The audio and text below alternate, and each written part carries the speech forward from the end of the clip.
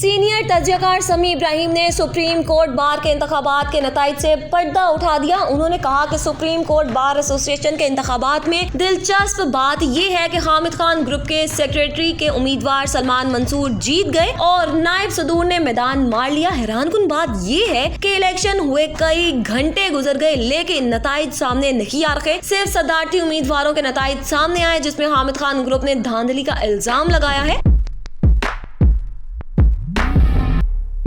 समी इब्राहिम ने इंकशाफ किया कि इस्लामाबाद में प्रिजाइडिंग ऑफिसर की कुर्सी के नीचे से मुनीर काकड़ के 26 वोट निकले हैं। ताज्जुब की बात यह है कि जब सेक्रेटरी और नायब सदूर वाज़े मार्जिन से जीत गए तो हामिद खान ग्रुप का सदारती उम्मीदवार कैसे हार गया। बताया गया है कि इंतखाबात में अनगिनत पैसा लगाया गया। शंदिया ये भी है कि लाहौर में इंतखाबात जीतने के लिए 5 अरब मुख्तस किए गए। बार की सियासत में भी प्लॉट देने का लालच जोर पकड़ गया है। हाई कोर्ट और सुप्रीम कोर्ट बार के इंतखाबात पर करोड़ों रुपए खर्च होते हैं। वुकला की तहरीक का आगाज होगा तो सुप्रीम कोर्ट के तमाम ओहदेदार एक तरफ और सदर दूसरी तरफ होगा। हुकूमत प्रोपेगेंडा करना चाहती थी कि वुकला 26वीं आईनी तरमीम के हक में हैं और पाकिस्तान तहरीक इंसाफ का बयानिया नाकाम हो गया है, लेकिन इसमें भी इन्हें हजीमत उठाना पड़ी। उन्होंने कहा कि साबिक चीफ जस्टिस काजी फायज ईसा को बरतानिया में सुबकी का सामना करना पड़ा और नवाज शरीफ अमरीका में स्टेट डिपार्टमेंट के प्रोटोकॉल की वजह से तहरीक इंसाफ के एहतजाज से बच गए। सीनियर तज्जियाकार के मुताबिक मौलाना फजलुर रहमान ने कहा है कि हुकूमत ने 26वीं आईनी तरमीम की मंजूरी के लिए 11 अरकान खरीदे हैं। अगर हम वोट ना देते तो फिर पुराने मुसविदे के तहत आईनी तरमीम मंजूर करा ली जाती। जबकि JUIF के सेनेटर कामरान मुर्तजा ने कहा कि अगर chief justice Yahya Afridi, justice Mansoor Ali Shah और जस्टिस मुनीब अख्तर को आईनी बेंच का सरबराह नहीं बनाया जाता तो ये अफसोसनाक बात होगी।